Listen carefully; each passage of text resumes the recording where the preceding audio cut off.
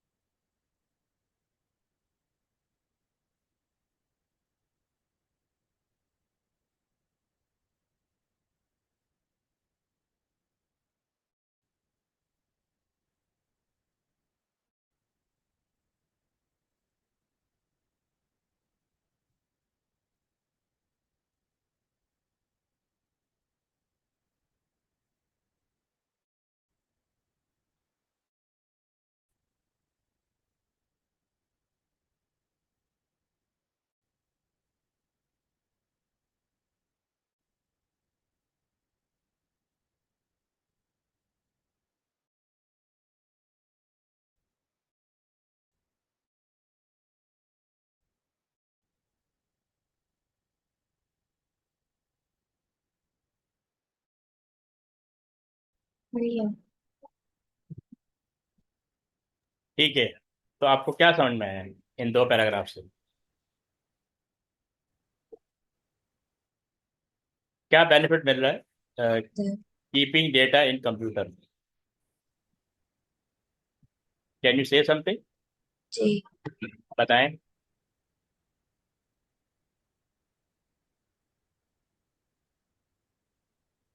Can you tell? Like basic data, अगर उन लोगों ने फिर से विजिट करना है patient.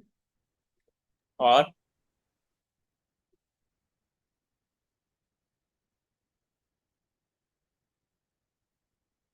I think like if फिर से visit करना है, so like when we go to the receptionist, they can tell us ठीक है, whether or not the doctor is available by checking their records on their computer.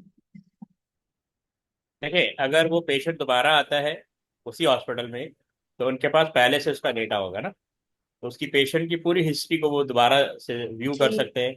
और दोबारा से देखेंगे कि अब मेडिसिन चेंज करके देखें, पहले वाली मेडिसिन इफेक्टिव नहीं है, काम नहीं कर रही, उससे ट्रीटमेंट बेटर नहीं हो रही, तो they can change their medicine ना। और इसमें डेटाबेस का मतलब होता है having a record in a जी। कंप्यूटर। डेटाबेस का मतलब है, ये हम प्रैक्टिकली भी करेंगे, आपका एक्सेस जो होता है ना, एम एस एक्सेस, उसको हम प्रैक्टिकली एम एस एक्सेस से करेंगे। पेपर 2 में आता है ये आपका जी। M S access. ठीक है, ये अभी आज स्कूल में किया आपने एम एस एक्सेस? अभी नहीं किया आपने? नहीं, हमने सिर्फ वर्ड प्रोसेसिंग की है। अच्छा, वर्ड नहीं। प्रोसेसिंग। ठीक है।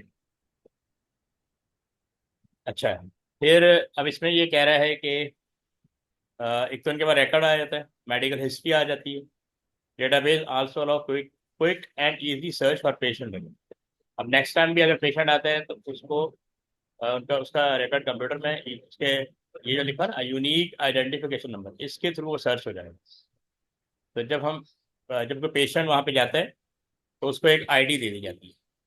उस आईडी को, ठीक है, क्योंकि नेम सिमिलर हो सकते हैं, एड्रेस सिमिलर हो सकते हैं, लेकिन ये यूनिक होगा। ये ऐसी है जैसे आपको रोल नंबर दिया जाता है ना स्कूल के अंदर, ठीक है, रोल नंबर जी। या सीरियल नंबर जो भी है, उसके थ्रू आपको आइडेंटिफाई किया जाएगा। पेशेंट का नेम एंड एड्रेस स्टोर होगा, डेट ऑफ बर्थ होगी, जेंडर स्टोर होगा, मेडिकल हिस्ट्री स्टोर होगी। सबसे इंपॉर्टेंट मेडिकल हिस्ट्री, कि पहले क्या हमने प्रिस्क्राइब किया था और अब हमने क्या करना। ब्लड ग्रुप स्टोर होता है, एनी नॉन एलर्जीज, एलर्जी के अकॉर्डिंग फिर वो देखते हैं मेडिसिन देनी है कि नहीं देनी, क्योंकि सब medicine are not effective in allergy.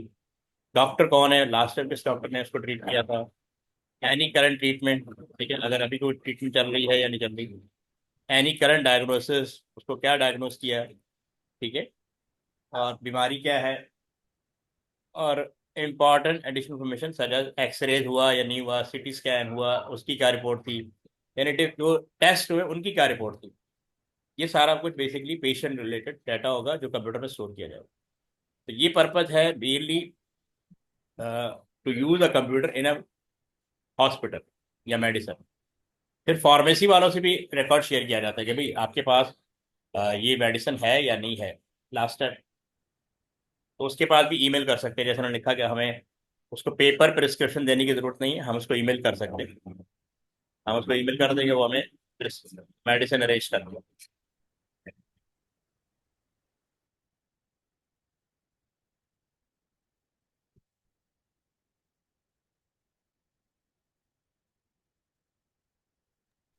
अच्छा, अब आ जाते हैं यूज ऑफ 3D प्रिंटर। इसके बारे में आइडिया है आपको?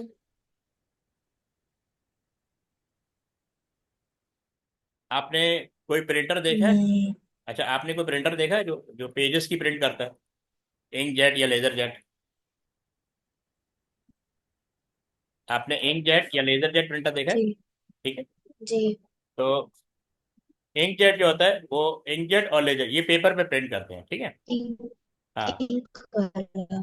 हाँ, अब ये जो 3D प्रिंटर है ना, ये ऑब्जेक्ट बनाता है। जैसे अगर आपने टॉय बनाना है, ठीक है, तो वो 3D प्रिंटर से बिल्ड होगा। तो अब ये मेडिकल फील्ड के अंदर बहुत ज़्यादा यूज हो रहा है। मेडिकल में जैसे इन्होंने लिखा हुआ है सीटी, जैसे कोई भी ह्यूमन बॉडी का पार्ट बनाना है, ईयर बनाना है, नोज बनाना है, हैंड बनाना है, फिंगर बनानी है, कोई भी any part of human body that can be build by 3D printer, और उसको सर्जरी में यूज किया जा सकता है। जैसे लिखा हुआ 3D प्रिंटर वर फर्स्ट इंट्रोड्यूस चैप्टर 3 में, ये इसके बारे में डिटेल दी हुई है। तो there use in a number of field is rapidly processing, यानी इसका यूज जो है वो इंक्रीज होता जा रहा है।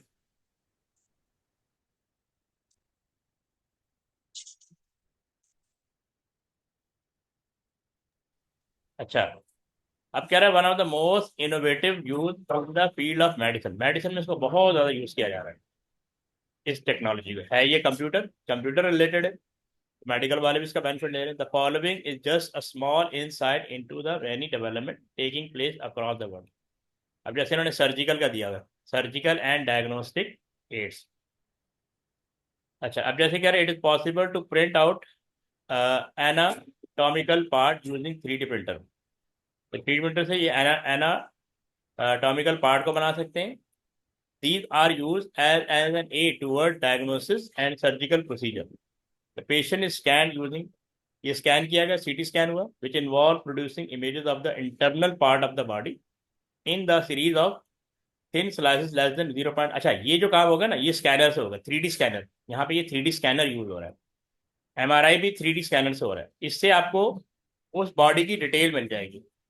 अब अगर कोई, जैसे ये देखे पीछे राइट हैंड पे, ये राइट हैंड बना हुआ, this is an example of prosthetic arm produced by 3D printer. The technology can be life changing to an ampute। ठीक है, तो ये पूरा हैंड जो बना हुआ है आपको नजर आ रहा है, that is build by 3D printer. अब आप यहाँ से लेकर यहाँ तक इसको पढ़ें, पहला का paragraph, just go through, then ask मी।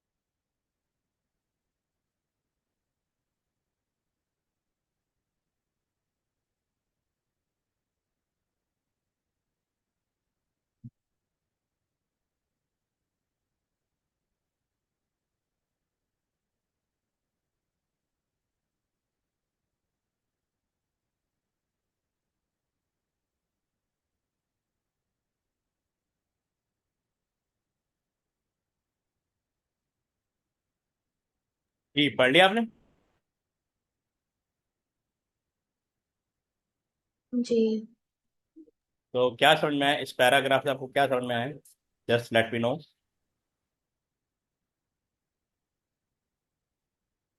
कि doctors internal organs 3D print करते हैं to like I think understand more कि क्या हाउ सर्जरी करनी है आई थिंक।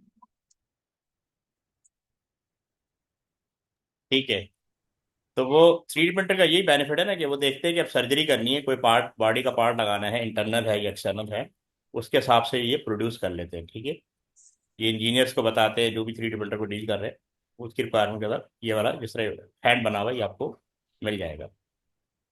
ओके, अब ये पढ़े जरा पैराग्राफ।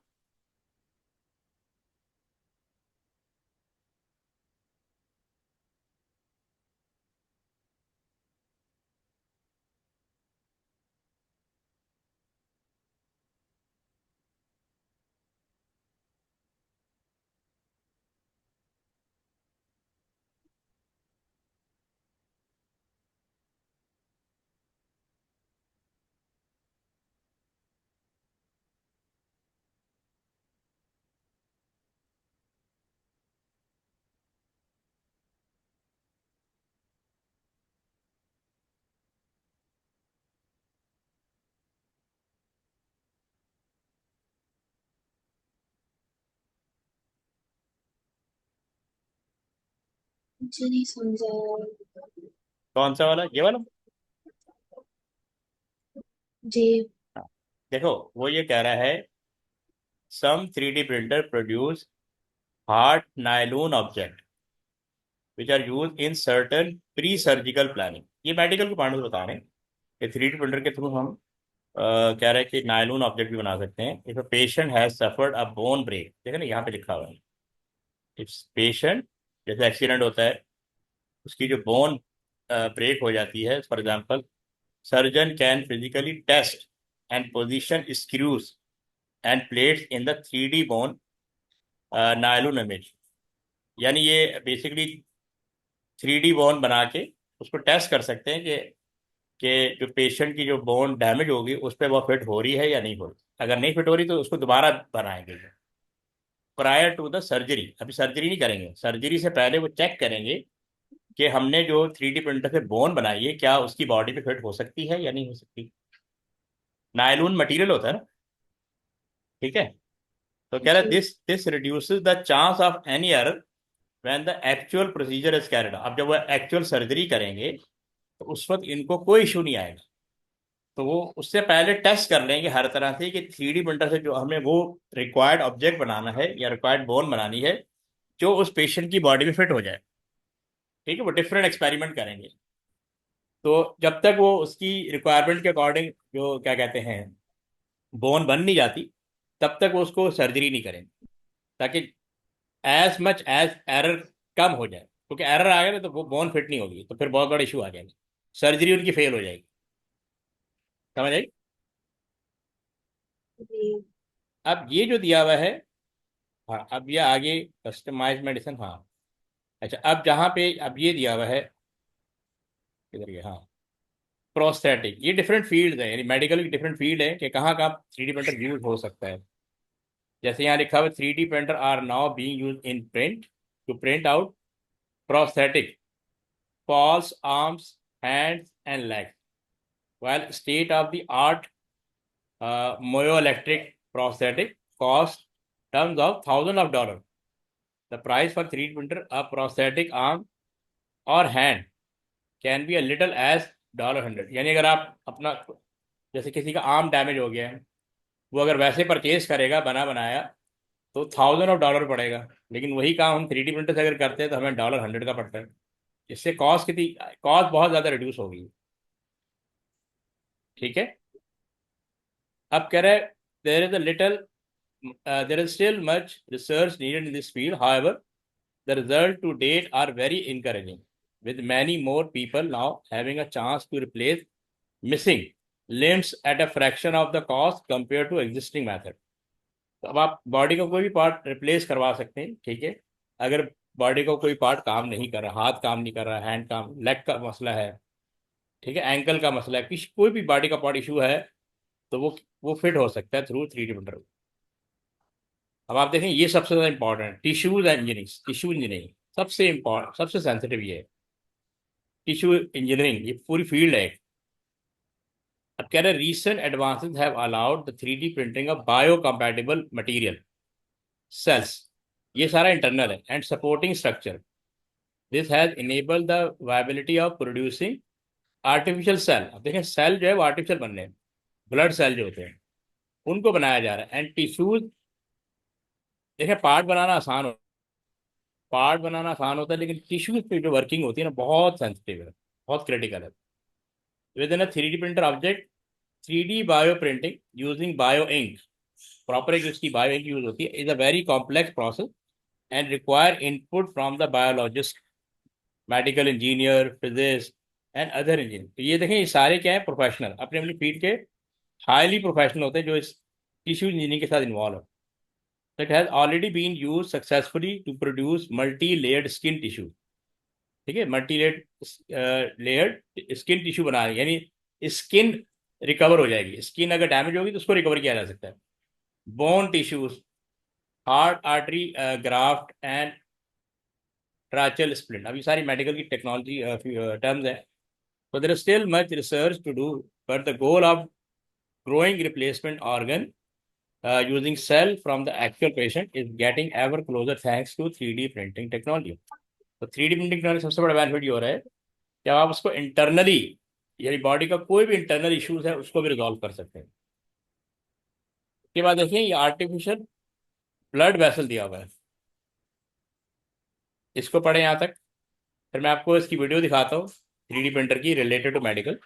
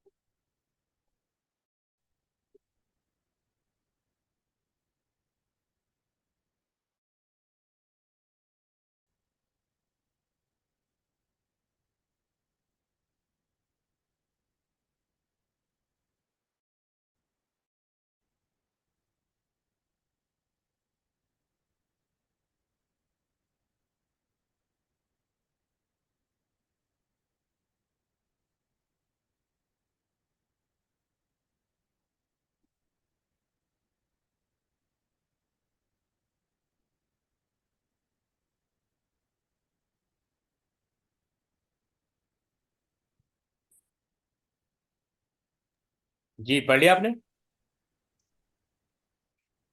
जी। तो आपको समझ में आ गया कि ब्लड वेसल्स को भी बनाया जा सकता है using 3D printer. Main purpose ये है। अभी आपको मैं वीडियो दिखाता हूँ। जी। Just just wait. Okay. Okay, the table, okay. Use the information in the height and height column of the table to produce a vertical bar chart. So you will need to convert the height value into numerical data. Okay.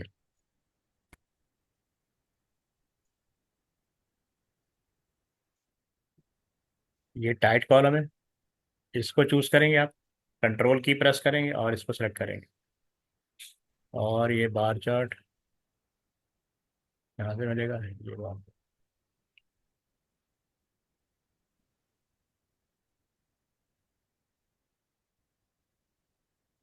एक second.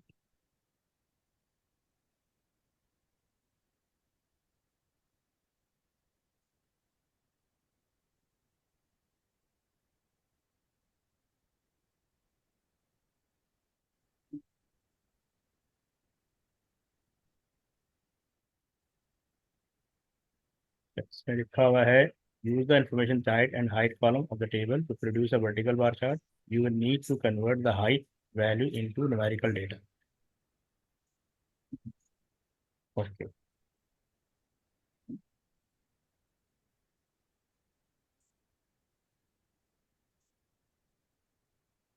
जो data नहीं चाहिए उसको hide कर सकता है। हाँ, बिल्कुल।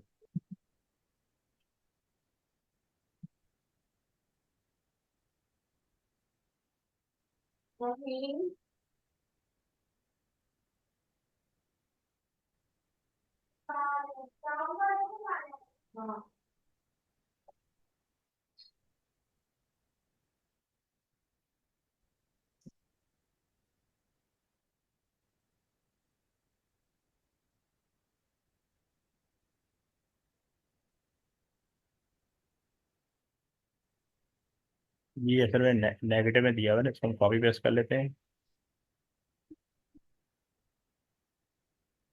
और इसको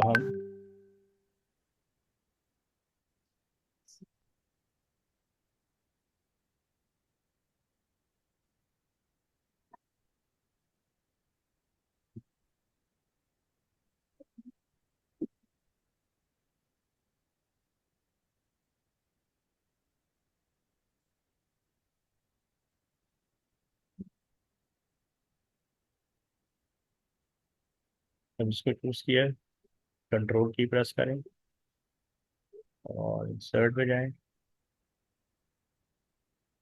ये अब आ गया ना। चलिए।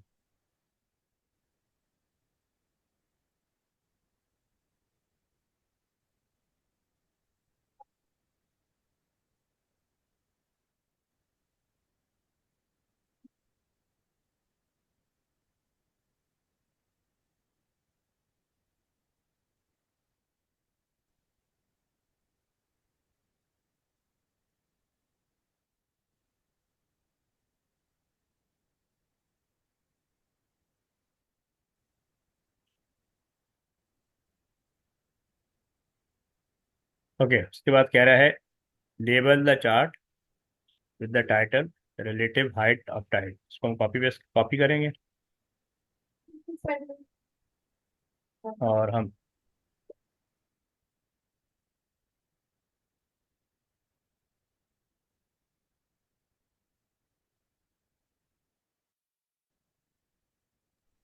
इसको हम कॉपी करेंगे।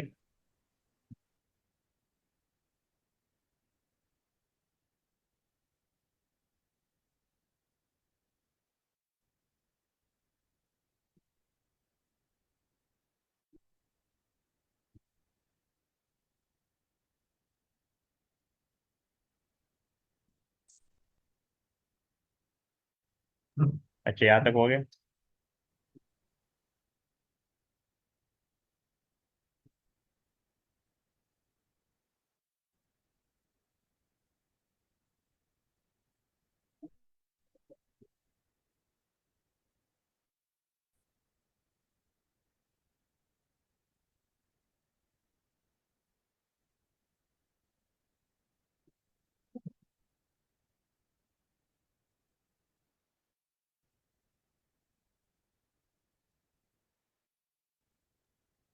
Category axis label displayed in full।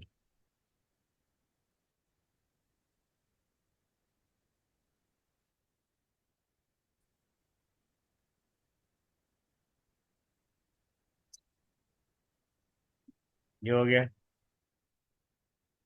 और उसके बाद क्या है? Axis title as centimetre and tight.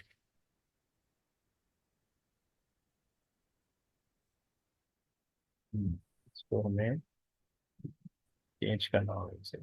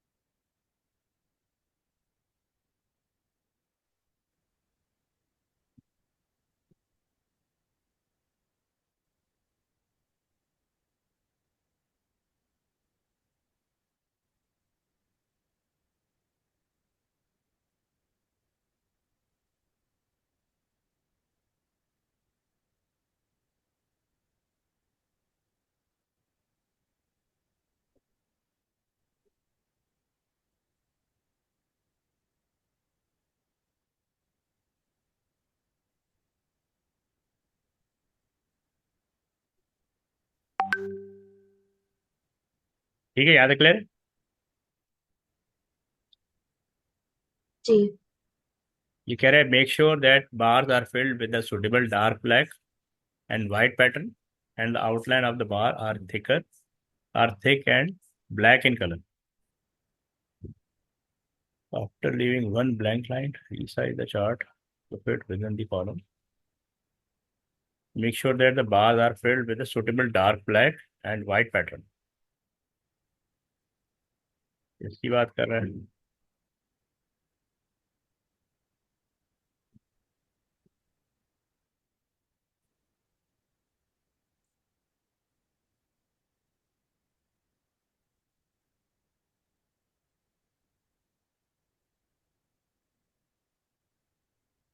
Dark web, dark क्या था? Dark black and white pattern.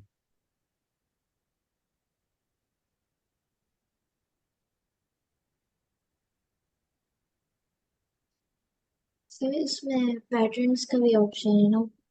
Pattern fill को वो करेंगे। हाँ,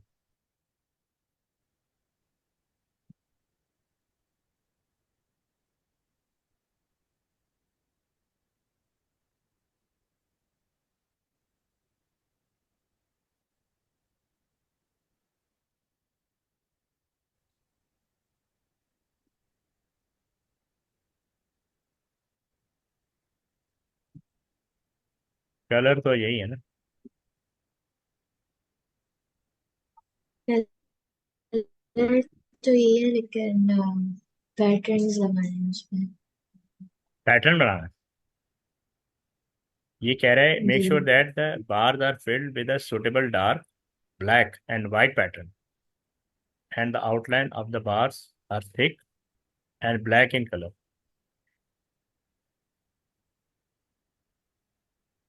देखिए इधर जाएंगे, सीरीज ऑफ,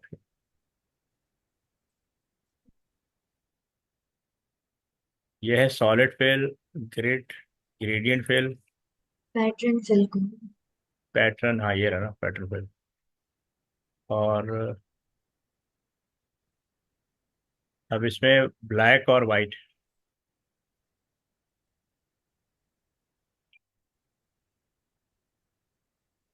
सब ब्लैक एंड व्हाइट है। हम्म, तो ये वाला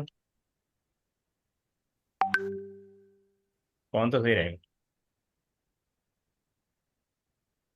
आई नहीं, थिंक लाइंस वाला ज्यादा सही रहेगा, ताकि बॉर्डर भी नजर आए।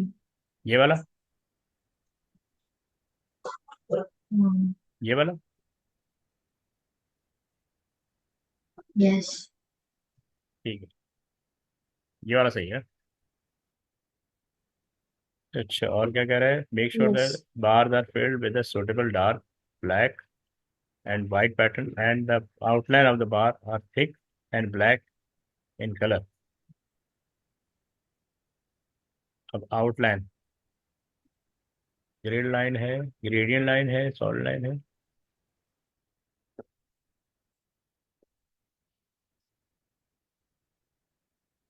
तो पेपर में कलर वलर तो कुछ भी नहीं आता।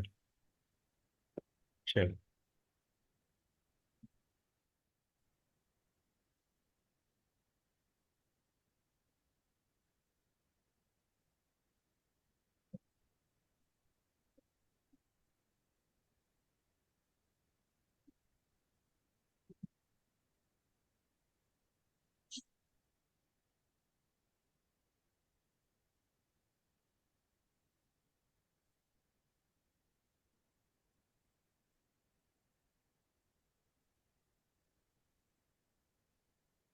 ये है ना बॉर्डर,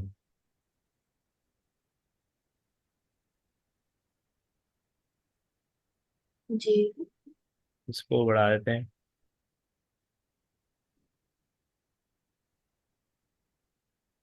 और क्या है?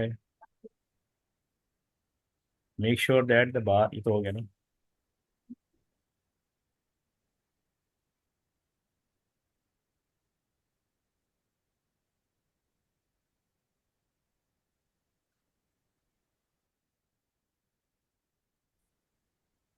अच्छा,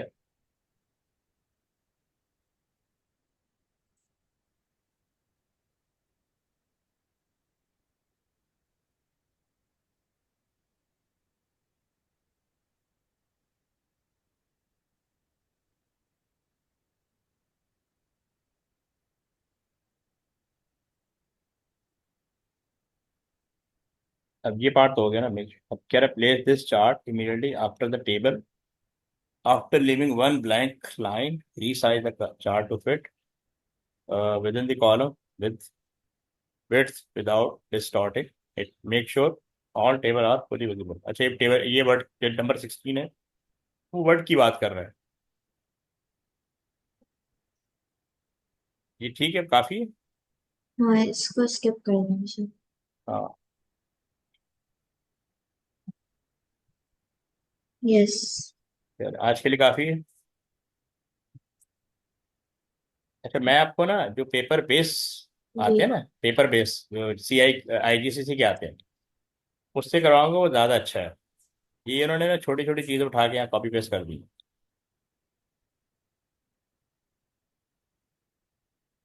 मतलब जो मेन टास्क आते हैं ना, तो पूरा एक्सेल आता है, ठीक है। मार्क्स भी। हाँ, पूरा एक्सेल और पूरा वर्ड, ये मैं आपको वहीं से कराऊंगा, आईजीएससी के जो पेपर आते हैं ना, वहां से करवाऊंगा। तो वहाँ आपको वैरायटी भी ज़्यादा मिलेगी, ठीक, परफेक्शन भी आएगी। इन्होंने बस एक एक पार्ट वर्ड का डाल दिया, कुछ एक्सेल की छोटी छोटी चीज़ें डाल दी।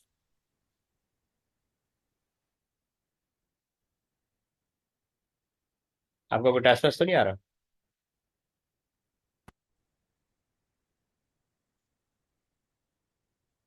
टेस्ट हो गया है है? पिछले वीक में। अच्छा, पिछले वीक हो गया। थ्योरी का हुआ था? वेडनेसडे को हुआ था प्रैक्टिकल का। हम्म। उसमें वर्ड प्रोसेसिंग आया था। अच्छा, देखो इसको लर्न करने का तरीका ये है कि मैं आपसे शेयर करूंगा जो आईजीसीसी का पेपर है ना, जैसे वर्ड डॉक्यूमेंट डॉक्यूमेंट प्रोडक्शन का हो गया और एक्सेल का हो गया, ठीक है। उससे आपकी काफ़ी लर्निंग डेवलप होगी, यानी आप एडवांस फॉर्म में आगे जा रहे हो, ठीक है। और जो भी चैप्टर हमारा कवर होगा जी। उसके पेपर बेस्ड क्वेश्चन है वो मैं साथ साथ ही आपसे डिस्कस कर लूँगा। एग्जाम बेस्ड क्वेश्चन चैप्टर से रिलेटेड जो है ना, तो मैं साथ साथ डिस्कस करूँगा, तो आपकी एक तैयारी वहाँ ओके। से भी हो जाएगी। सही है। अभी और सही। कोई टेस्ट वगैरह आ रहा है आपका? नहीं। ठीक है, ठीक है, काफ़ी आज के लिए। जी। ओके, अल्लाह हाफिज़। No, this Allah.